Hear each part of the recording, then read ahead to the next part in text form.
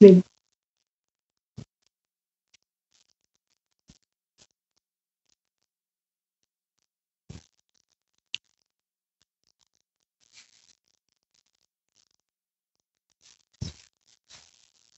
నువ్వు చదవండి, నా రత్నకుమారి గారు చదివి, హ్మ్. రత్నకుమారి గారు చదవండి. హ్మ్. కొంచెం టైం పట్టింది.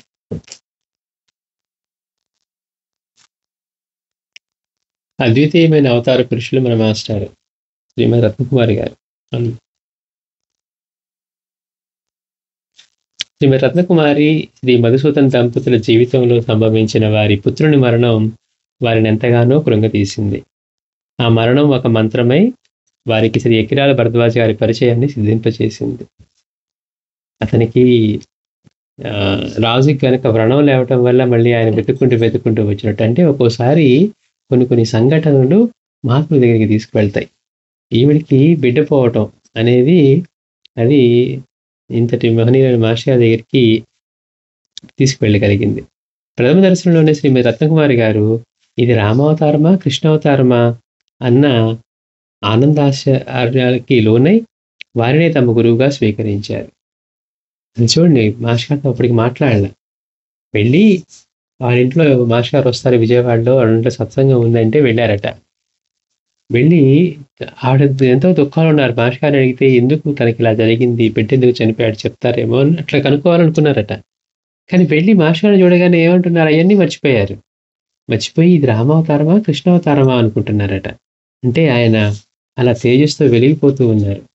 అంటే ఎలాంటి మనసునైనా కానీ మహాత్ముల సన్నిధి అలా ఆకర్షింపజేస్తుంది. అందులోనూ వాళ్ళ స్వరూపం కూడా ఎలా ఉంటుంది అంటే తన బాధను మర్చిపోయి ఈయన రామావతారమా కృష్ణావతారమా అనుకుంటూ ఉందట. అనుకొని వారిని తమ గురువుగా స్వీకరించారు. మానసికంగా, ఆర్థికంగా, సామాజికంగా చిన్న భిన్నమైన ఈ కుటుంబం మాస్టర్ గారిని కల్పవృక్షపు నీడలో తీరారు. మాస్టర్ గారు విజయవాడ వస్తే వీరింట్లో బస చేసేవారు. తను కోరుకుంది. మాస్టర్ గారు తనకు అందించిన జ్ఞాన ప్రబోధాన్ని ఇలా అందిస్తున్నారు శ్రీమతి రత్నకుమారి గారు. నేను బాబా దగ్గరికి రాకమునిపే నాకు 1966 సంవత్సరంలో పెళ్ళయింది. 69 వరకు పిల్లలు లేరు. 69లో మాకు బాబు పుట్టాడు. ఆ 3 సంవత్సరాల్లో పిల్లల కోసం ఎన్నో వ్రతాలు పూజలు చేసుకుంటే బాబు పుట్టాడని, వాడు భగవత్ ప్రసాదాన్ని భావించి ప్రసాద్ అని పేరు పెట్టుకున్నాం. మా ఇల్లు ఎప్పుడు నిత్య కళ్యాణం పచ్చతోరణంలాగా ఉండేది. ఎప్పుడు రామ కళ్యాణమని, గోదా కళ్యాణమని, శివ కళ్యాణమని పూజలు చేసుకుంటూ తెలిసిన వారిని పిలిచి భోజనాలు పెట్టడం, వీడియోలు తీసుకోవడం చేసుకుంటూ ఉండేవాళ్ళం. ఇవన్నీ ఆ వయసుకు సహజంగా ఉండే సరదా వల్ల చేసుకున్నవే కానీ ఉత్తమమైన మార్గం ఒకటి ఉందని తెలిసి చేయలేదు. అంటే తెలియకుండానే అవి అట్లా చేస్తున్నారు కానీ ఉత్తమమైన మార్గం ఒకటి ఉంటుందని తెలియదు. మొదట్లో మాకు 125 రూపాయల జీవితం. మా బాబుతో పాటు జీతం పెరిగింది. వాడికి 13వ ఏడు వచ్చేసరికే హాయిగా ఆనందంగా ఉండేది జీవితం. మంచి భర్త, ముచ్చటైన 2 పిల్లలు, తినడానికి తిండి, కట్టుకోవడానికి కోరిన బట్ట, ఉండటానికి మంచి ఇల్లు, కోరిన బంగారము, దేనికి లోటులేని జీవితం. ఎప్పుడు ఇలా చేయించుకోవాలి, పూజలు, ఫోటోలు, వీడియోలు అన్నీ బాగున్నాయి, సరదాగా ఉంది, ఇలాగే చేయించుకోవాలని కోరుకునేదాన్ని, ప్రార్థించేదాన్ని. యద్భావం తద్భవతి అన్నట్లుగా అలాగే జరిగిపోతున్న జీవితం. నలుగురిని పిలుచుకోవడం, పూజలు చేసుకోవడం, ఫోటోలు తీసుకోవడం, వీడియోలు తీసుకోవడం, అందరితో అట్లా కాలక్షేపం జరిగిపోతుంది. అలానే చేయించుకోవాలి వాళ్ళని ప్రార్థించుకునేదట దేవుళ్ళని కూడా. పవిత్రమైన జీవిత విధానాన్ని అలవాటు చేశారు మా తల్లిదండ్రులు. పెళ్ళి ఇక్కడికి వచ్చిన తర్వాత ఇలా చేస్తే మంచిది, అలా చేస్తే మంచిది అని సహకరించే మంచి హృదయం గల భర్త. జీవితం హాయిగా ఆనందంగా సాగిపోతున్నది. బాబుకి 13 సంవత్సరాల వయసులో స్కూల్లో ఉన్నవాడిని ప్రక్క పిల్లవాడు రాప్రసాద్ ఆడుకుందామని పిలుచుకు వెళ్ళాడు. 13 years ఆ టైంలో స్కూల్లో ఉన్నవాడిని ప్రక్క పిల్లవాడు రాప్రసాద్ ఆడుకుందామని పిలుచుకు వెళ్ళాడు. పైన ఆడుకుంటున్న పిల్లవాడు పై అంతస్తు నుంచి క్రింద పడిపోయాడని కబురు వచ్చి వెళ్ళేసరికి అంతా అయిపోయింది. భగవత్ప్రసాదంగా భావించి అల్లారుముద్దుగా పెంచుకుంటున్న పిల్లవాడిని అర్ధాంతరంగా తీసుకువెళ్ళిపోయావా? ఇచ్చిన ప్రసాదాన్ని తిరిగి తీసేసుకున్నావా? పుట్టినప్పటి నుండి ఒక్కరోజు కూడా విడిగా ఉండి ఎరుగను. స్కూల్లో ఎక్స్కర్షన్కి వెళ్తానంటే మా మమ్మీ కూడా వస్తుందని చెప్పు, అలా వాడు ఒప్పుకుంటేనే వెళ్దాం అని అనేదాన్ని. అలాంటి నన్ను నేనేం తప్పు చేశానని నా బాబుని నా నుండి దూరం చేశావని ఏడ్చాను. బాబు లేనిదే నేను బ్రతకనని మా వాళ్ళు మత్తు ఇంజెక్షన్లు ఇచ్చారు. అట్లా ఏడ్చి ఏడ్చి 6 రోజులు స్పృహ లేకుండా పడి ఉన్నాను. మాకు వెంకటేశ్వర స్వామి ఎలవేల్పు. బ్రతికినంత కాలం శనివారాలు ఉంటానని ఎప్పుడో మొక్కుకున్నాను. 7వ రోజు స్పృహ వచ్చి అడిగితే ఈరోజు శనివారం అన్నారు. అందువల్ల కొబ్బరికాయ తెప్పించి కొడితే మైండ్ చేంజ్ అయింది అని మా వాళ్ళు కాపలా కాసేవారు. అలా 3 మాసాలు గడిచాయి. అప్పటి పరిస్థితుల్లో అసలు భగవంతుడు ఉన్నాడా? లేకపోతే మా అమ్మ ఒక రాయిని చూపించి కృష్ణుడు పూజించు అని చెప్పిందా? చూడండి, అంటే అట్లా ఒక దెబ్బ తగిలేసరికి అసలు ఇప్పుడు అంటుంది భగవంతుడు ఉన్నాడా? వాళ్ళ అమ్మగారు చెప్పారట. అందుకని ఇప్పుడు మా అమ్మ చూపించినట్టు మా అమ్మ ఏం చేసింది పోనీ, లేకపోతే మా అమ్మ ఒక రాయిని చూపించి ఇది కృష్ణుడు, ఇది పూజించు అని చెప్పిందా అని అడుగుతూ ఉండేదాన్ని. అసలు దేవుడు ఉన్నాడా? నాకు బాబులేని ఈ లోకం వద్దు అని ఏడ్చేదాన్ని. అదొక పిచ్చి ప్రేమ. వాడి మీద ఎన్నో ఆశలు పెట్టుకున్నాను. అలా బాబుపోయిన షాక్తో ఇంత కష్టాలని తట్టుకోవడం ఎలాగా, ఏంటి మార్గం, చచ్చిపోదాం అనిపించేది. కానీ ఇది ఎందుకు జరిగింది? ఇది తెలుసుకునేందుకైనా బ్రతకాలి. ఎందుకు ఇలా జరిగింది? ఇది తెలుసుకునేంత వరకైనా బ్రతకాలి. భగవంతుడుంటే మనకి ఇంత అన్యాయం జరగదు. చిన్నప్పటి నుంచి సాధువు కనిపిస్తే చాలు జోస్యం చెప్పించుకునే అలవాటైంది. ఎవరైనా చెప్పేవారు ఉంటే చెప్పించుకోవాలి. మా వారు వాళ్ళ 5 అన్నదమ్ములైతే మా వారు ఒక్కరే ఆస్తికులు, మిగిలిన వారంతా కమ్యూనిస్టులు. మా అమ్మ ఉందంటే ఆనాటి వారెవరికి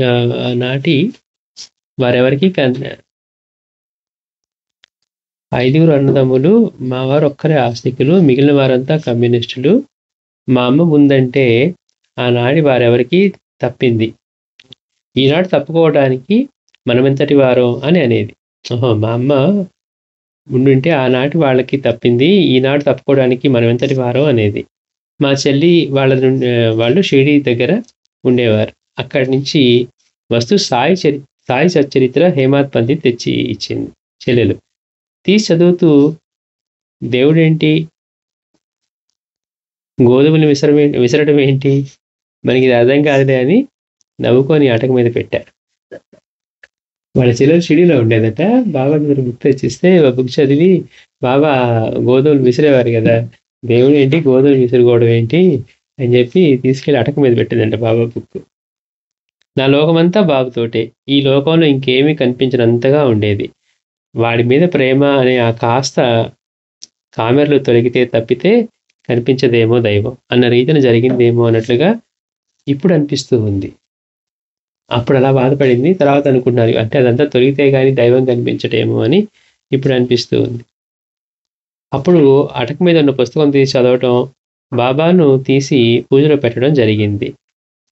అప్పుడు ఇంకా శనివారం ఆదివారాలు లేవు. మా బాబు ఉన్నప్పుడే షిరిడి 2-3 సార్లు వెళ్ళాం.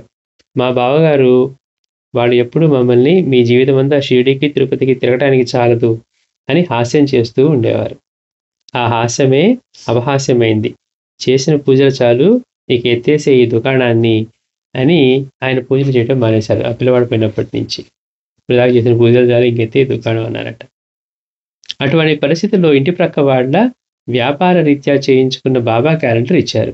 అది గోడకు తగిలించి ఉంటే, ఇంతవరకు నేను పూజించిన దేవుళ్ళు ఉన్నారో లేదో నాకు తెలియదు, నువ్వు దేవుడు అని విన్నాను, షిరిడి కూడా వచ్చాను, నా బాబు ఎందుకు ఇలా దూరం అయ్యాడో చెప్పాలి. పక్కన వాళ్ళు క్యాలెండర్ ఇచ్చారట బాబాది. నేను షిరిడి వచ్చాను, నేను దేవుడని నమ్ముతున్నాను, అది నా బాబు ఎందుకు ఇలా దూరం అయ్యాడో చెప్పాలి, మీరు చెప్పాలి, అది ఎలా తెలియజేస్తారో నాకు తెలియదు అనుకున్నా. నేనే తప్పు చేయలేదు, నాకు జన్మలు ఉంటాయని కానీ కర్మబంధాలు ఉంటాయి కానీ తెలీదు. మనందరిలాగే పుట్టా మనం ఎవరికి ఏం చేయలే, ఇప్పుడు ఏదో మాట్లాడుతూ ఉంటాం. అంటే ఏ కారణం లేకుండా భగవంతుడు మనకి ఇలా ఇచ్చేస్తాడనే మనం, అంటే ఏ అవగాహన లేకపోవటం వల్ల మనకి అది ఇదే జీవితం, ఇప్పుడు దాకా మనం పుట్టినప్పటి నుంచే లెక్కేసుకుంటూ ఉంటాం, ఇలా మాట్లాడుతూ ఉంటాం. అందుకని నాకు జన్మలు ఉంటాయని కానీ కర్మబంధాలు ఉంటాయని కానీ తెలీదు. ఈ జన్మ దైవం ఇచ్చాడని అనుకోవటం తప్ప, మా అమ్మగారింట్లో ధర్మంగా బ్రతకమని చెప్పిన పందాలో నాకు తెలిసినంత వరకు, చేతనంత వరకు ఒకళ్ళకు హాని చేయకుండా ధర్మంగా బ్రతుకుతూ ఉన్నప్పుడు నాకెందుకు ఇంత కష్టం వచ్చింది అని తీవ్రంగా ఏడుస్తున్న రోజుల్లో మా అమ్మకు ఎవరో భరద్వాజ గారు రాసిన సాయిరామృతం ఇచ్చారు. అది తెచ్చిచ్చి దీన్ని ప్రతిరోజు చదువుకో, ఎంతటి వారికైనా కర్మఫలం అనుభవించక తప్పదు. నేను ఈ గ్రంథాన్ని పారాయణ చేస్తే 11 సంవత్సరాలుగా పడుకోలేని నాకు ఆ బాధ పోయి ఇప్పుడు హాయిగా పడుకోగలుగుతున్నాను అని అంది. అప్పుడు బాబాకు చెప్పుకొని పారాయణ చేశాను. ఎవరో తెలియని ఒకాయన వచ్చి ఊది ఇచ్చారు. అది నీళ్ళలో కలిపి తీర్థంగా తీసుకున్నాక క్రమక్రమంగా నా ఆరోగ్యం బాగుపడటం మొదలైంది. రామాయణ, మహాభారత రచన వాల్మీకాదులు ఇప్పుడు లేరు. కానీ నాకు ప్రశాంతత చేకూరుస్తున్న ఈ గ్రంథ రచయిత జీవించే ఉన్నారు. ఈయనెలా చూడాలి?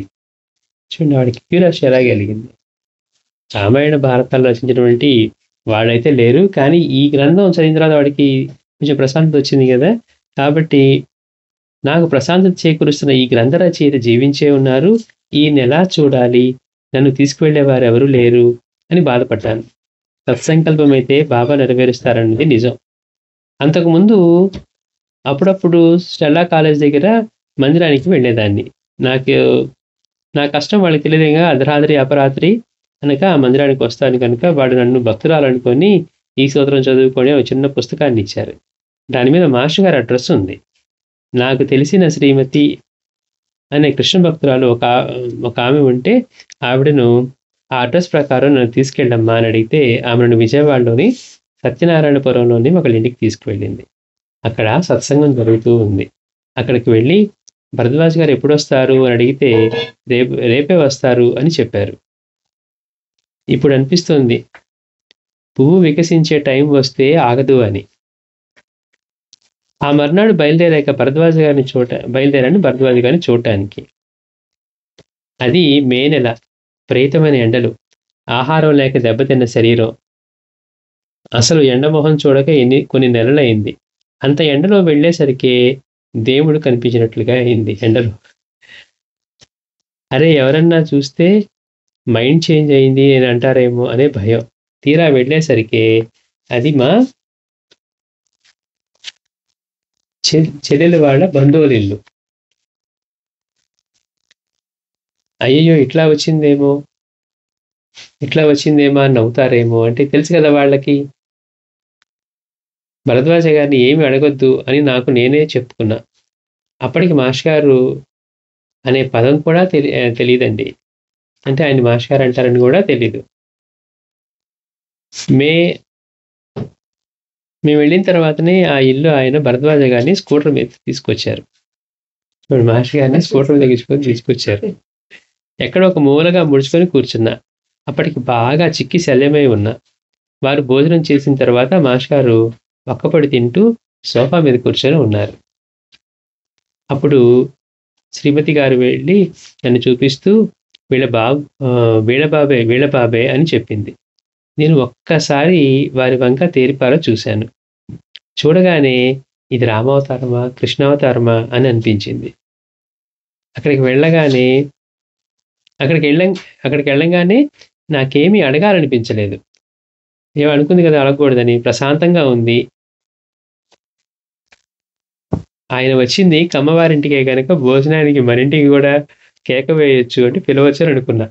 అంటే ఏంటి వీళ్ళు వెళ్ళిన ఇంట్లో వాళ్ళు కమ్మవాళ్ళు కనుక అంటే ఇదో మాస్టర్ గారు అందరి దగ్గరికి వస్తారా రారా, ఏమన్నా పట్టింపులు ఉంటాయా అనే విషయంతో వాడికి అనుమానం వచ్చిందట. కానీ ఆలోచిస్తే వచ్చిన వాళ్ళు మీ ఇంట్లో వచ్చారు కాబట్టి మన ఇంట్లో కూడా ఆయన కేక వేయచ్చు అని నేను పిలవచ్చు అని అనుకున్నా. ఇప్పుడు కనుక అడిగితే నువ్వు ఫలానా తప్పు చేశావో, ఫలానా పాపం చేశావో అని చెప్తే అభిమానం దెబ్బతింటుంది. మన ఇంటికి భోజనానికి వచ్చినప్పుడు అడగాలి అని అనుకొని వచ్చేసాను. ఇప్పుడు నన్ను అడిగావు అనుకో, నువ్వు అలా చేసావు అందుకని నీకు ఇట్లా జరిగింది ఇట్లా చెప్పారనుకోండి, అభిమానం దెబ్బతింటుంది అందరి ముందు. అందుకని సరే మాస్టర్ గారు ఇంటికి వచ్చినప్పుడే ఆయన్ని అడుగుదామని అనుకున్నారట. మా వారు మాస్టర్ గారిని మా ఇంటికి రండి అని పిలిచారు. అప్పటి నుంచి మాస్టర్ గారు విజయవాడ వస్తే మా ఇంట్లోనే దిగేవారు. అలా వస్తున్న మాస్టర్ గారిని 2 సంవత్సరాల వరకు ఇది ఎందుకు జరిగింది అని అడగాలనిపించలేదు. ముందంతానేమో అడగాలి అనుకున్నారు. అది మాస్టర్ గారి సాన్నిధ్య ప్రభావం. ఇదే కాబోలు షిరిడీలో భక్తులు పొందిన అనుభవం. మాస్టర్ గారి దగ్గరికి తొలిసారిగా వెళ్ళినప్పుడు దీన్ని మనసుని ఖాళీగా ఉంచుకొని వెళ్ళాను కనుక ఏ కోరికలతో వెళ్ళలేదు కనుక దీన్ని ఏదో పోసి నింపారని తెలుస్తోంది. అంటే మాస్టర్ గారి మనసుని అట్లా మార్చారు. బోధించిన కుండలా వస్తే నేనేం చేయగలను అన్న బాబా వాక్యాన్ని మాస్టర్ గారు ఈ విధంగా నిజం చేశారు.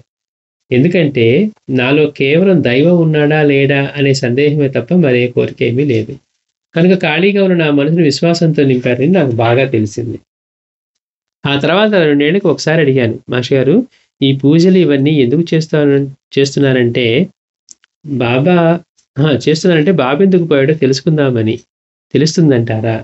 ఎందుకు ఈ పూజలన్నీ చేస్తూ ఉన్నానంటే ఆ బాబా ఎందుకు పోయాడో తెలుస్తుందని చేస్తూ ఉన్నాను. తెలుస్తుందంటారా అని అడిగాను. అప్పుడు కూడా తెలుసుకోవాలని పట్టుదలతో అడగలేదు. చాలా సాధారణంగా మామూలుగా అడిగాను. అంటే తప్పకుండా. అయినా టైం వేస్ట్ ఎందుకమ్మా అన్నారు. తెలుసుకుంటే ఏమొస్తది? అందుకని మాస్టర్ గారు చేస్తే తప్పకుండా తెలుస్తది. కాకపోతే వెంటనే అన్నారండి మాస్టర్ గారు, అయినా టైం వేస్ట్ ఎందుకమ్మా అన్నారు. అంతే. అంత జ్ఞాపకం లేకుండా పోయింది. వారు నా భావాలను సరిచేస్తూ, మార్పు చేస్తూ వచ్చారే కానీ అంతా మాయా, మిథ్య అని చెప్పలేదు. బాబాలాగే ఎక్కడ మాయా, మిథ్య లాంటి పదాలే వాడలేదు. మోక్షము, ముక్తి అన్న మాటలు వాడలేదు. ఎందుకమ్మా ఇంత బాధపడతావు? జనన మరణాలు అందరికీ ఉంటాయి అనే మాట ఏ రోజు వాడలేదు. ఎవరైతే ఏ రోజు వాడలేదు. ఏ మాట అయితే మాస్టర్ గారు నాతో మాట్లాడతారో దానికి సంబంధించిన భావాన్ని సరిచేస్తూ ఉండేవారు. ఆయన భావన మన భావనలోకి వచ్చేట్లు చేస్తారు. అది విప్పి చెప్పడానికి నాకు భాష రాదు. మనం ఏమడగాలో, ఏమి చెప్పాలో అది చెప్పకుండానే సంవత్సరాలు గడిచిపోయాయి. 4, 5 సంవత్సరాల తర్వాత మళ్ళీ అడిగా ఒకరోజు, మాస్టర్ గారు బాబు ఎందుకిలా అయ్యుంటాడంటారు అని. అప్పుడు మాస్టర్ గారు చెప్పారట, పోయిన జన్మలో ఆత్మహత్య చేసుకున్నాడు అన్నారు. పోయిన జన్మలో ఆత్మహత్య చేసుకున్నాడు అన్నారు. అలాంటి మాట చెప్పినప్పుడు కూడా నాకేమీ బాధ అనిపించలేదు. ఒకసారి మాస్టర్ గారితో షిరిడీ వెళ్ళాం. షిరిడీ వచ్చింది అని ఎవరు అంటే, ఇంత పవిత్రమైన ప్రదేశానికి బాబు లేకుండా ఎలా రాగలిగారు అని దుఃఖం వచ్చింది. పైకి ఏడుస్తున్నాను. అప్పుడు పక్కన ఉన్న వాళ్ళు వెళ్ళి చెప్పారు మాస్టర్ గారికి. అప్పుడు కూడా ఆయన ఏమీ అనలేదు. తర్వాత గమనించా, నేను ఎక్కడున్నా చూస్తూనే ఉన్నారు కానీ నేను ఎక్కడికి వెళ్తున్నా వారు నన్ను గమనిస్తూనే ఉన్నారని. ఆ షిరిడీలో ఏడ్చిన ఏడ్పే చివరిసారిగా నేను బాబు కోసం ఏడవటం. చూడండి గమ్మత్తు. అంటే ఇక మొత్తం తీసేశారనమాట. ఆ తర్వాత నేను దుఃఖపడడం కానీ ఇది ఎందుకు ఇలా జరిగింది అన్న ఆలోచన కానీ, నేను చనిపోదామన్న ఆలోచన కానీ ఇంకేమీ లేవు. బాబు సంగతి నేను మర్చిపోయాననేది నాకు తెలియని విషయం. నాకు తెలిసిందల్లా మాస్టర్ గారు ఆ గమనికలతో నాలో ఏదో మార్పు తెచ్చారు. ఆ చూపుతోనే నా మనసులోని భావనను సరిచేశారు. ఇది మాత్రం సుస్పష్టం. నేను ఏడ్చింది కూడా బాబు కోసం కాదు. అందరూ బాబా దగ్గర కూర్చొని ధ్యానం చేసుకుంటున్నారు. బాబు పోయినందువల్ల అటు ఐహికంగా కొరతగా ఉన్నది, ఇటు ఆధ్యాత్మికంగా ధ్యానం చేసుకోలేకపోతున్నాను. రెంటికి చెడ్డాను. ఇంతేనా నా జీవితం? జీవితానికి ఓ పందా ఏర్పరచుకోవాలన్నదే కానీ ఇలా ఎందుకు పనికి రాకుండా పోతున్నది కదా నా జీవితం అని ఏడ్చాను. ఇంటికి వచ్చిన తర్వాత ఒక గురువారం గురు పౌర్ణమి నాడు నాకేమీ తెలియకుండా పోయింది. మాస్టర్ గారు వస్తే చెప్పాను. నాకే సమయమో తెలియలేదు మాస్టర్ గారు. నాకేమైందో తెలియలేదు మాస్టర్ గారు. ఎక్కడికో వెళ్ళిపోయింది మనస్సు. ఏమైందో తెలియలేదు. నాకేమైంది అంటే చవి చూపించాడమ్మా అన్నారు. షిరిడీలో ఏడ్చిన నా ఏడుపు విన్నాడు. నా మొర ఆలకించాడు. నా గురువెవరో చెప్పమన్నాను కనుక మాస్టర్ గారే నా గురువు అని చెప్పారు. అప్పటి నుంచి ఆయన్నే నా గురువుగా పెట్టుకున్నాను. అప్పుడు నాకు చచ్చిపోవాలని లేదు. ఎవరైనా అలా అంటే వారికి చెప్తారండి, అలా ఎప్పుడు అనుకోకూడదని. శారదామాయి చెప్పినట్లు జీవితంలో ప్రతి క్షణాన్ని విలువగా చూసుకుంటూ ఏ క్షణాన మనకు జ్ఞానం కలుగుతుందోనని ఎదురు చూస్తూ కాలమంతా దైవ సంపదలో గడుపుకోవాలని. ఆ తర్వాత మా ఆర్థిక సమస్యలు ఇంకా ఎక్కువవుతూనే ఉన్నాయి. మా వారి భావన కూడా క్రమంగా మారి బాబా వైపు మొగ్గింది. ఒకరోజు మా పాప అందరిలో బాబా ఉన్నాడని చెప్తుందని చెప్తున్నారు కదా, మరి ఈ మందిరం అంటే మా ఇంట్లోది తీసేయడం ఎందుకు? ఆ విగ్రహాల్లో బాబాని చూసుకోవచ్చు కదా, ఆ ఫోటోలు అవి అలా ఉండవచ్చు కదా అని చెప్పింది. అప్పటికి మా పాప 6వ తరగతి చదువుతూ ఉంది. తనకి ఒకరోజు ఒక కల వచ్చిందట. ఆ కలలో ఒక పెద్ద చెరువు అందులో చాలా మంది దేవతలున్నారు. తెల్లని బట్టలు కట్టుకొని బాబా ఉన్నారట. అమ్మా నువ్వు వచ్చి దీనిలో స్నానం చెయ్యి, నీ కర్మ వదులుతుంది అని చెప్పారట. తను వెళ్ళి మునిగి లేవగానే ఆ దేవతలంతా ఒక్కొక్కళ్ళుగా ఆయనలోకి వెళ్ళిపోతున్నారట. మాస్టర్ గారి రూపాన్ని ఏమని వర్ణించగలను? చూసిన కొద్దీ చూడబుద్ధి వేస్తుంది. ఆవిడ చెప్తుంది మాస్టర్ గారిని ఆయన రూపాన్ని వర్ణించాలంటే ఎలా సాధ్యం? చూసే కొద్దీ చూడాలనిపిస్తుందట. అందమైన పచ్చస్తో వెలిగిపోతూ ఉంటుంది ఆ ముఖం. విశాలమైన నుదురు, కొటేరు లాంటి ముక్కు, ఎంతో ప్రీతిపాత్రమైన రూపం. మాస్టర్ గారిని చూసినందువల్ల బాబాను చూడాలన్న బాధ లేదు. అంటే మాస్టర్ గారిని చూసా ఇంక బాబాను చూడకపోయినా పర్వాలేదు, అయ్యో నేను బాబాను చూడలేకపోయానని బాధ ఉండేది కాదట. మాస్టర్ గారిని చూసాం అందుకని ఎట్లా ఉంటుంది ఆయన రూపం అంటే, మాస్టర్ గారిని చూసినందువల్ల బాబాను చూడలేదన్న బాధ లేదు. ఒక్కసారి చూచిన వారు ఎవ్వరూ మర్చిపోలేరు. పాదాలు ఎప్పుడు తాకి నమస్కరిస్తున్నా ఎప్పటికప్పుడు కొత్తగా మృదువుగా ఉండేవి. సహజంగా నాకు కోరికలు ఎక్కువ, ఎప్పుడు చంచలంగా ఉంటుంది మనస్సు. కానీ మాస్టర్ గారి సాన్నిధ్యంలో ఎంతో నిశ్శబ్దంగా, నిర్మలంగా, ప్రశాంతంగా ఉండేది. అలా ఉండగలిగేదంటే మాస్టర్ గారి సాన్నిధ్యం ఎంత పవర్ఫుల్లో ఆలోచించండి. నాకేం కావాలో అది వాళ్ళే చూసుకుంటారు. మాస్టర్ గారు బాబా అన్న విశ్వాసం జీవితం పొడుగునా నిలుపుకోగలిగితే మన జీవితాలు ధన్యమవుతాయి. మాస్టర్ గారు చాలా స్పీడ్గా నడుస్తారు. అలాంటిది నేను ఆయనతో నడవలేక నడుస్తూ, మాస్టర్ గారు బ్రాహ్మణులకి అని అంటారా ఇంత మంచిగా జరిగేది అని అంటే, ఏమ్మా అలా అన్నారు, చెవిటి అమ్మగారు ఎవరు, పిచ్చమ్మ గారు ఎవరు అన్నారు. అంటే మంచి ఇవి బ్రాహ్మణులకే జరుగుతాయా అని అడిగారట. అడిగితే దానికి అంటున్నారు, చెవిటమ్మ ఎవరు, మాలపిచ్చమ్మ వీళ్ళు ఉన్నారు కదా, మాలపిచ్చమ్మ గారు ఎవరు అని అడిగారు. అలా ప్రతిదానికి ఎంతో సౌమ్యంగా విసుగు లేకుండా చెప్పేవారు. విజయవాడకి మాస్టర్ గారు తరచుగా వస్తున్న రోజులు అవి. విజయవాడ మీదుగా ఇటువైపు వెళ్ళినా మన ఇంట్లో దిగటం కానీ, లేకపోతే రామారావు గారితో భోజనం తీసుకొని రమ్మని కానీ ఫోన్ చేసేవాడు. అలా ఎంతో సంతోషంగా భోజనం తీసుకువెళ్ళేవాళ్ళం. ఆయన తిన్న ఆకుని పవిత్రంగా మడిచి ఇంటికి తెచ్చుకొని ఆ ప్రసాదాన్ని తినేవాళ్ళం.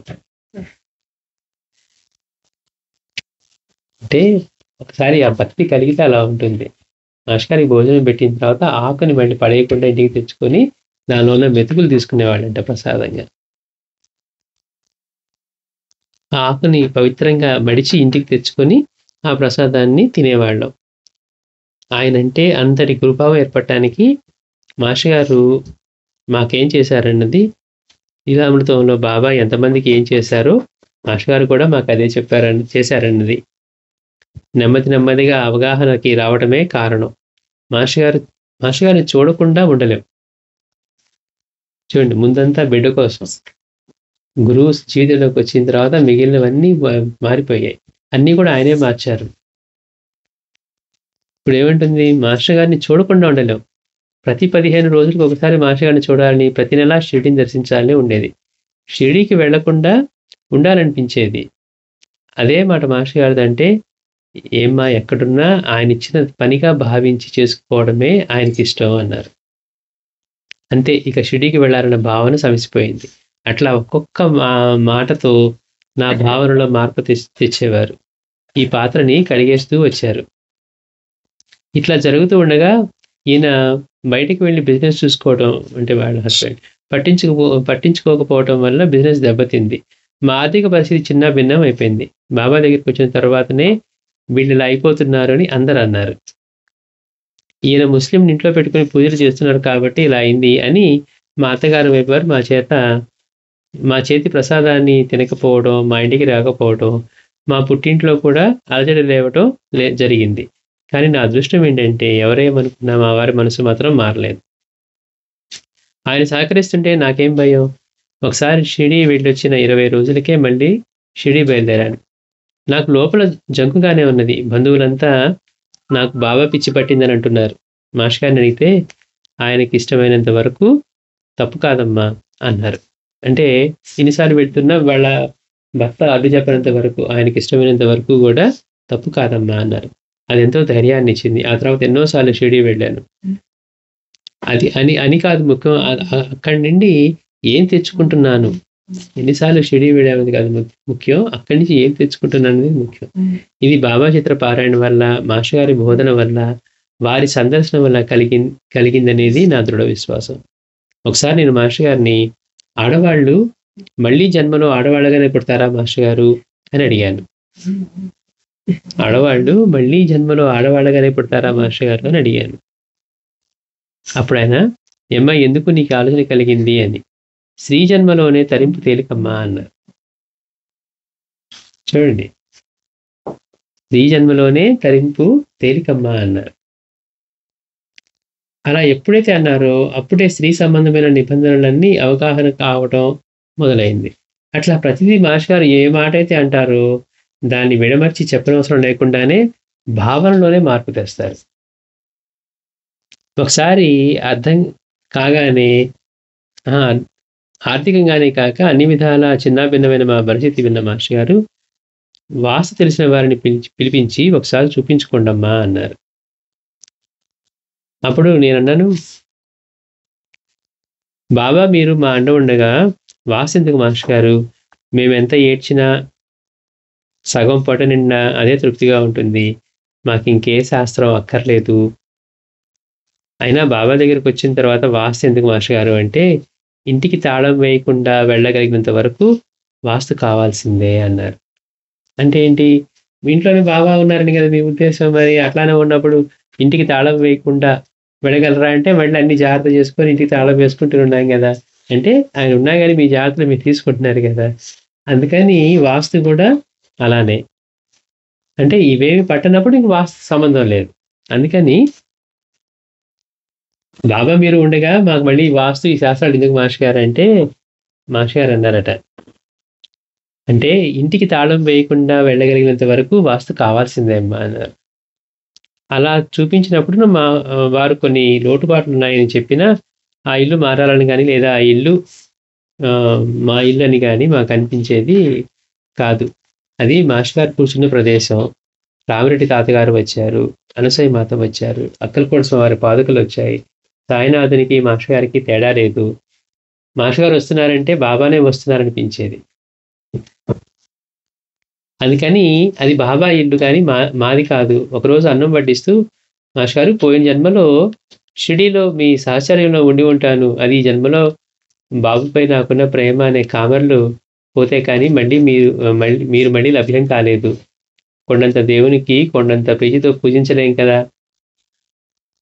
మాస్టర్ గారికి ఒకరోజు అన్నం వడ్డిస్తూ, మాస్టర్ గారు పోయిన జన్మలోనే షిరిడీలో మీ సహచర్యంలో ఉండి ఉంటాం. అది ఈ జన్మలో బాబుపై నాకున్న ప్రేమ అనే కామర్లు పోతాయి కానీ మళ్ళీ మీరు లభ్యం కాలేదంటే, అంతకు ముందే మీతో అట్లా ఉండుంటాం మీ సహచర్యంలో. ఈ తర్వాత ఏమైంది, బాబు అనే ఇది వచ్చిన తర్వాత, అంటే కొడుకు పుట్టిన తర్వాత అప్పటి వరకు వీళ్ళకి తెలియదు కదా. అది పోతే కానీ మళ్ళీ మీరు మాకు లభ్యం కాలేదు. కొండంత దేవునికి కొండంత పత్రితో పూజించలేం కదా మాస్టర్ గారు అంటే, ఏమ్మా అంతా మీరే చెప్పేస్తున్నారు అని ఎంతో ప్రేమగా అన్నారు. అంటే ఏంటి, గర్భజన్మలో కొడుకు రాదు ఈ సహచర్యంలో ఉన్నారనే విషయం కూడా అంత మీరే చెప్పేస్తున్నారు అని ప్రేమగా అన్నారంట. ఆయన మాట్లాడే ప్రతి మాటలో ఎంతో ప్రేమాభిమానాలు తొలికిసలాడుతూ ఉండేవి. మాస్టర్ గారి ముందు మా భార్యాభర్తలు ఇద్దరం చిన్నపిల్లల, చూడండి మాస్టర్ గారు ఎలా మాట్లాడుతున్నారో, ఎలా అబద్ధాలు చెప్తున్నారో, నాకు అబద్ధాలంటే ఇష్టమని తెలిసి కూడా ఎట్లా అబద్ధం ఆడుతున్నావు అని నేను అంటూ ఉంటే, చూడండి మాస్టర్ గారు ఎలా మాట్లాడుతుందో, అన్నీ ఇలాగే చేస్తుంది అని ఆయన అంటే, ఆహాహా నవ్వుతూ, ఎందుకమ్మా ఆయన ఇలా వేధిస్తావు అనేవారు. అంటే మాస్టర్ గారి దగ్గర వీళ్ళిద్దరూ పిల్లల్లాగా ప్రవర్తిస్తూ అక్కడ గురించి ఒకటి ఇలా చెప్పుకుంటూ ఉన్నారు. నేను అబద్ధాలు ఆడుతున్నాడు, నాకు ఇష్టం లేకపోయినా చెప్తున్నారని. మాస్టర్ గారు అన్నింటికి నవ్వి, ఎందుకమ్మా ఆయన అలా వేధిస్తావు అని అనేవారు. తండ్రి దగ్గర కూడా కొంత వయసు వచ్చిన తర్వాత అంత స్వతంత్రంగా ఉండలేం. చూడండి, అసలు ఇలాంటి మాటలు అసలు తండ్రి దగ్గర కూడా కొంత వయసు వచ్చిన తర్వాత అంత స్వతంత్రంగా ఉండలేం. కానీ ఆయన దగ్గర మాకెంతో చనువు. ఆయన అంటేనే అనలేని ప్రేమ. ఆయన వచ్చారంటే పండుగ, వెళ్తున్నారంటే దిగులు. వెళ్ళే రోజు అందరం ఏవేవో చేసి పెడుతుంటే, ఏమా ఆడపిల్లని సాగనంపినట్లు సాగనంపుతున్నారు అనేవారు. అంటే మాస్టర్ గారిని వీళ్ళు మళ్ళీ ఆయన వచ్చి తర్వాత రోజు వెళ్తుంటే అన్నీ చేసి ఆయనకి పెడుతూ ఉండేవారట. చేసి పెడుతూ ఉంటే మాస్టర్ గారు నవ్వి అనేవాడట, "ఏమ్మా ఆడపిల్లని సాగనంపినట్లు సాగనంపుతున్నారు" అనేవారు. కానీ ఈ మాటలు ఎంత బాగున్నాయో చూడండి. తండ్రి దగ్గర కూడా కొంత వయసు వచ్చిన తర్వాత అంత స్వతంత్రంగా ఉండలేం. కానీ మాస్టర్ గారి దగ్గర మాత్రం మాకెంతో చనువు. ఆయనంటేనే ఎనలేని ప్రేమ. ఆయన వచ్చారంటే పండుగ, వెళ్తున్నారంటే దిగులు. వెళ్ళే రోజు అందరం ఏవేవో చేసి పెడుతూ ఉంటే, "ఏమ్మా ఆడపిల్లని సాగనంపినట్లు సాగనంపుతున్నారు" అని అనేవారు. ఒకరోజు మా ఆడపడుచు వచ్చి కురుముద్దాల మాలపిచ్చమ్మ తల్లి దగ్గరికి వెళ్దాము అని నన్ను కూడా తీసుకువెళ్ళింది. సమాధి దగ్గర కొంతమంది అడిగారు, ఎందుకిలా అయ్యారు అని. బాబు సంగతి విన్న తర్వాత అక్కడ కళ్ళు మూసుకొని కూర్చున్న ఒకరు, బాబు గురించే మీరు బాధపడుతూ ఉన్నారు. మీ పాప గురించి ఆలోచించండి. పాపకు గండం ఉంది అని చెప్పారు. ఇద్దరు పిల్లలు గదా! ఈ పాపకి ఆల్రెడీ బాబా స్వప్నంలో కనపడ్డారు. అందులో మునిగి తేలిన తర్వాత బానే ఉంటుంది. కానీ ఇప్పుడు మళ్ళీ పాపకు గండం ఉందని చెప్పారట. అది నాకు ఎంతటి షాక్. అసలే దెబ్బతిని ఉన్న నాకు అదెంత బాధాకరమైన విషయమో కదా! అవన్నీ ఎందుకు చెప్తున్నానంటే మాస్టర్ గారు ఎంతటాయనో తెలిపేందుకే చెప్పే లీలలు ఇవన్నీ గూడా. పాప గురించి పిచ్చమ్మ తల్లి దగ్గర ఇలా చెప్పారు. మాస్టర్ గారు ఏం చేయమంటారు అనంటే, పారాయణ చేయండమ్మా సరిపోతుంది అన్నారు. అంటే మనకి చేతిలో అంతటి అవకాశం, అంతటి ఆయుధం నిజం చెప్పాలంటే. అంటే దేన్నైనా మనం ఎదుర్కోవచ్చు బాబా అనుగ్రహంతోటి అని. మనకి పారాయణ ఇస్తే మనకి అది చేసుకోవడమే కష్టం. అదే గమ్మత్తు. లేనప్పుడేమో మార్గం దొరికితే బావుండనిపిస్తది. మార్గం అంటే మళ్ళీ మనకిష్టమైన మార్గం గావాలి. మేము ఇంట్లో ఫ్రెండ్స్‌తో కాలక్షేపం చేస్తూ ఉంటే మా కోరికలు తీరిపోవాలి. మేము ఇష్టొచ్చినట్టుగా తిరుగుతుంటే మాకు కష్టాలు లేకుండా ఉండాలి. కూర్చొని పారాయణ చేసుకోవాలి, ఇంట్లో సాధన చేసుకోవాలి, రోజుకి కొంత సమయమైనా ఆయన్ని మనసులో నింపుకొని చేయాలనే భావన మనకి రాదు. అంటే మేము ఎట్లా గడిపినా మాకేమి రాకూడదు. చూడండి మాస్టర్ ఎంత తేలిగ్గా చెప్పారో. మాస్టర్ గారు ఇంత గండం ఉందంటున్నారు ఏం చేయమంటారు అంటే పారాయణ చేసుకోండమ్మా. అంటే మనసు పెట్టి పారాయణ చేసి బాబానే మాటిచ్చారు. అందుకని మాస్టర్ గారు మళ్ళీ మనకి అది చెప్తూ ఉన్నారు. పారాయణ చేసుకోండమ్మా అని ఎంతో ఇదిగా చెప్పారట. పారాయణ చేసుకుంటే సరిపోతుంది అన్నారు. అసలు గురు సాంప్రదాయం అనేది ఒకటి ఉందని కానీ, ఇలాంటి వారు భూమి మీద ఉంటారని తెలియని, ఏ అవగాహన లేని నాలాంటి మూర్ఖులకు ప్రతిదీ ఆయన మా అవగాహనకొచ్చేట్లుగా చేశారు. మనం ఇంకెలా దుగ్ధపడకూడదని చేతనైనంత వరకు కూడా మాస్టర్ గారికి ఇష్టమైన పారాయణ చేయటం, స్టెల్లా కాలేజ్ దగ్గర మందిరంలో ప్రదక్షిణలు చేయటం చేసేదాన్ని. తుఫానొచ్చినా, వర్షమొచ్చినా, ఇబ్బందులొచ్చినా అంత దూరం వెళ్ళలేక ఎప్పుడైనా బాబా ఉన్నాడని ఇంట్లోనే ప్రదక్షిణ చేసుకుంటే టైం ఎంతో కలిసొస్తుందని ఇంట్లో చేసేదాన్ని. కానీ నా ఈ ప్రదక్షిణ మీకు అందినట్లు నాకు తెలియాలి కదా! నీకు చేరినట్లు నాకు ఎవరి చేతైనా చెప్పించండి అని బాబాని వేడుకున్నాను. అప్పుడు భూషణ్ రావు అని మాస్టర్ గారికి కూడా తెలిసిన వారాయన వచ్చి, బాబాని ఏదో అడుగుతున్నారట. ఇలా ఇలా చెయ్యి నా వెంట ప్రదక్షిణ అని 2 ప్రదక్షిణలు చేయించారు. ఓహో! ప్రదక్షిణలు బాబాకు చేరినాయని సంతోషపడ్డాను. ఒకసారి మాస్టర్ గారిని అడిగాను. ఇలా ప్రదక్షిణలు చేస్తున్నాను మాస్టర్ గారు ఆయనకు చేరతాయా అని అడిగాను. ఓహ్! తప్పకుండా అన్నారు. ఈయన అడిగారు నేను పూజ మానేశాను కదా!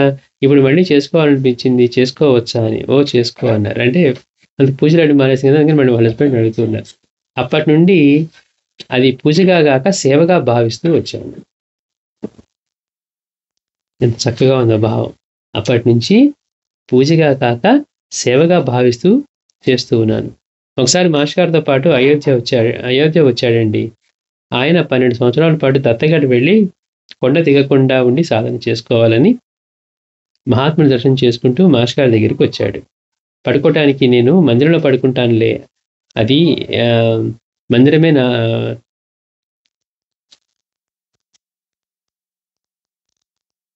మహాత్ముని దర్శనం చేసుకుంటూ మాస్టర్ గారి దగ్గరికి వచ్చాడు. పడుకోవటానికి నేను మందిరంలో పడుకుంటానంటే అది మందిరమే నాతో వచ్చేరా అని మా ఇంటికి తీసుకొచ్చారు. అతను అయోధ్య వచ్చినప్పుడు ఇంటికి తీసుకొచ్చారట. మహాత్ములు ఎక్కడ కూర్చుంటే అది మందిరమే కదా! అంటే ఎక్కడైనా 2 క్షణాలు గడిపితేనే అది అద్భుతమైనది అయిపోతుంది. అందులో మాస్టర్ గారు మరి అక్కడ వచ్చి కూర్చున్నారు. నన్ను చూడగానే మిమ్మల్ని స్టూడియోలో చూశాను. మీరు ఇక్కడున్నారేంటి అంటే, ఇది మనీలే రావయ్యా, నువ్వు మా పెద్ద కొడుకువి, నీకు పవిత్రంగా ఇంత భోజనం పెట్టుకునే అదృష్టం కలిగిందని మాస్టర్ గారు అయోధ్యకి ఏం పెట్టమంటారు అని అడిగితే, నాకేం పెడితే వాడికి అదే పెట్టు అన్నారు. ఆ తర్వాత అప్పుడప్పుడు అయోధ్య వస్తూ ఉండేవాడు. ఒకసారి మాస్టర్ గారిని ఏ ఏ క్షేత్రాలను దర్శించాలండి అని అడిగితే, అవకాశం ఉన్నప్పుడల్లా షిరిడి, గాణ్గాపూర్ చాలమ్మా అన్నారు. షిరిడి, గాణ్గాపూర్ చాలమ్మా అన్నారు. మాస్టర్ గారు చెప్పినట్లు పారాయణ చేస్తుంటే అనసూయ మాత, రామిరెడ్డి తాత, మాయి అమ్మ, నాంపల్లి బాబా, నాగమునీంద్ర స్వామి, జిల్లెలముడమ్మ, వెంకటస్వామి లాంటి వాళ్ళ దర్శనం లభించింది. ఒకసారి మాస్టర్ గారు, మీరు ఎందుకింత రిస్క్ తీసుకున్నారు? మీకోసమైతే మీరు ఒక గదిలో ధ్యానం చేసుకుంటే సరిపోతుంది కదా అని అంటే, ఇదే అసలైన పద్ధతి అమ్మా అన్నారు. ఈ విధంగా ఎన్నో ప్రశ్నలు అవి బాబా గురించి కానీ ఇంకేమైనా కానీ అడిగినా దానికి ఒక సమయం కావాలని అనకుండా, ప్రయాణం చేసేటప్పుడైనా, కూర్చున్నప్పుడైనా, పడుకున్నప్పుడైనా, పెద్దవారైనా, చిన్నవారైనా సరే ఏ భేదం లేక అందరికీ సమాధానం చెప్పేవారు అని అడిగిన వారందరికీ తృప్తికరంగా ఉండేది. చాలా ఉంది, మళ్ళీ చెప్పుకుందాం. అంటే ఎంతటి బాధలో ఉన్న వాళ్ళకైనా వారి సాన్నిధ్యంలో వాళ్ళని చూస్తే కొడుకుని మర్చిపోయింది. మాస్టర్ గారితోనే అంటే చూస్తూ ఉంటేనే మన మనసుని అంతగా లాగివేస్తారు వాళ్ళు. సద్గురువులందరూ అట్లానే ఉంటారు. బాబా దగ్గరికి వచ్చినా, మాస్టర్ గారి దగ్గరికి వచ్చినా, స్వామీజీ దగ్గరికి వచ్చినా, మనకి ప్రత్యేకంగా మనం చెప్పుకునే వాళ్ళలో పూర్ణానంద స్వామి, మాస్టర్ గారితో ఏంటంటే వాళ్ళు మన స్థాయికి దిగి మనతో మాట్లాడతారు. ఎవరో అవధూతలు ఉన్నారనుకోండి, వాళ్ళ దగ్గరికి వెళ్తే వాళ్ళ అవధూతలు అంటే అందరితో మాట్లాడరు. వాళ్ళని చూస్తేనే వీళ్ళు అసలు మహాత్ములైనా అనిపించేట్టుగా ఉంటారు. ఇక మాట్లాడేది ఎక్కడ? అదే మాస్టర్ గారు అయితే ఇంట్లో బిడ్డను చూసినట్టుగా, వీళ్ళకి ఇంత పెద్దవాళ్ళు అయ్యి ఇంత పిల్లలు ఉన్న వాళ్ళు కూడా మాస్టర్ గారి దగ్గరికి వచ్చి మళ్ళీ వీడు బిడ్డల్లాగా చిన్నపిల్లల్లాగా ప్రవర్తిస్తూ ఉన్నారు. అంటే తండ్రి దగ్గర కూడా లేని స్వేచ్ఛ ఆయన దగ్గర ఉంటుంది. అంటే ఆయనతో ఇలా ఉండకూడదు, అలా ఉండకూడదు అని లేదు. ఎందుకని తండ్రిలా అనిపిస్తూ, తండ్రి కంటే కూడా గురువు అనేవాడు వీటన్నిటికీ అతీతంగా ఉంటాడు. వీళ్ళు ఆయన సన్నిధిలో వీడికి ఎలా ఉంటున్నారు, అంత చిన్నపిల్లలాగా ఆయన దగ్గర ఉంటూ ప్రతిదానికి ఎక్కడా విసుక్కోకుండా, కోప్పడకుండా, లేకపోతే ఇది కూడా తెలియదు అనే మాటే ఉండదు. అంతటి ప్రేమ స్వరూపం. రూపం కూడా ఎలా చెప్తున్నారు, ఒకసారి చూసే కొద్దీ ఇంకా ఇంకా ఇంకా ఇంకా చూడాలనిపిస్తుంది. మాస్టర్ గారిని చూసిన బాబాని చూడలేదే అని బాధ అనిపించేది కాదట. అయ్యో మాస్టర్ బాబాని చూడలేకపోయామే అని లేదట. ఎందుకని మాస్టర్ గారు వస్తుంటేనే బాబాని ఇంటికి వస్తున్నారు. మాస్టర్ గారు వస్తుంటే పండగ. ఎంత అద్భుతంగా ఉన్నాయో ఇవన్నీ వింటూ ఉంటే. అంటే ఒక మహాత్ముడితో సన్నిధిలో గడపడమే జీవితానికి అన్నిటికంటే కూడా అత్యంత మహాభాగ్యం, అదృష్టం. ఎన్ని జన్మలకో కానీ రాదు. సంపద ఏముంది, ఏదో కొంచెం పుణ్యం చేసుకుంటే వచ్చేస్తుంది. తెలుసో తెలియకో ఏదో చేసినా కానీ మహాత్ముడి దర్శనం, వాళ్ళ సన్నిధిలో జీవించడం, వాళ్ళతో అలాంటి కొంచెమైన జీవితాన్ని పంచుకోగలగటం అనేది అసలు ఎన్ని జన్మల పుణ్యమో. ఇట్లా మనం ఎంత గురుసేవ చేసుకుంటే మళ్ళీ అలాంటి అవకాశం మనకు వస్తుంది. శ్రీ సచ్చిదానంద సద్గురు సాయినాథ్ మహారాజ్ కీ జై. సద్గురు భరద్వాజ్ మహారాజ్ కీ జై.